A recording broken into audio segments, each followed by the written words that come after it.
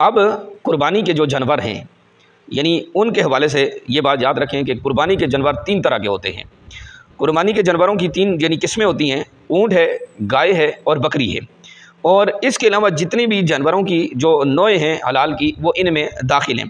اور اس کے علاوہ نر ہو مادہ ہو قربانی جائز ہے، خسی ہو غیر خسی ہو اس کی قربانی جائز ہے، یعنی ان سب کی قربانی ہو سکتی ہے۔ بھینس جو ہے وہ گائے کے حکم میں شامل ہے، لہذا بھینس کی قربانی جائز ہے، کر سکتے ہیں۔ یہ جو لوگ بھینس کے مخالف ہیں کہ کہتے ہیں بھینس کی قربانی جائز نہیں ہے، ان کے پاس اس کی کوئی دلیل نہیں ہے، تو بھینس جو ہے وہ گائے کے حکم میں ہے، اس لیے ہمارے نزدیک اہل سنت کے نزدیک جس طرح گائے کی قربانی جائز ہے اسی طرح اس کے ساتھ بھینس کی قربانی بھی جائز ہے۔ اسی طرح بھیڑ ہے، دمبا ہے، مینڈا ہے، یہ سارے کے سارے بکری کی قسم میں شامل ہیں۔ اس کے ساتھ یہ مسئلہ بھی اپنے ذہن میں رکھیں، ہرن اور ایک نیل گائے ہوتی ہے جس کو جنگلی گائے کہا جاتا ہے، تو ان کی قربانی نہیں ہو سکتی، یہ قربانی کے جانوروں میں شامل نہیں ہے۔ اب جانور کی قربانی کی عمر کتنی ہونی چاہیے، تو اس لحاظ سے یہ یاد رکھیں کہ اونٹ کے بارے میں شرعی حکم یہ ہے کہ اونٹ کی عمر 5 سال ہو اور گائے کی 2 سال عمر ہو اور بکری کی 1 سال عمر ہو، تو اس سے کم ہوگی تو قربانی جائز نہیں ہوگی، یہ عمر پوری ہوگی تو پھر قربانی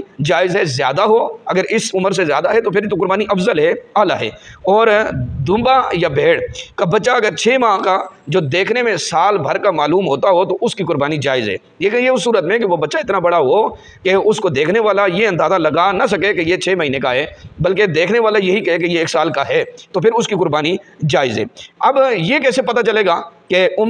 جانوروں کی عمر کیسی ہے اور کتنی ہے، تو اس کا اندازہ کیسے لگایا جائے گا، تو یہ بات یاد رکھیں کہ عمر کا جو اندازہ ہوتا ہے وہ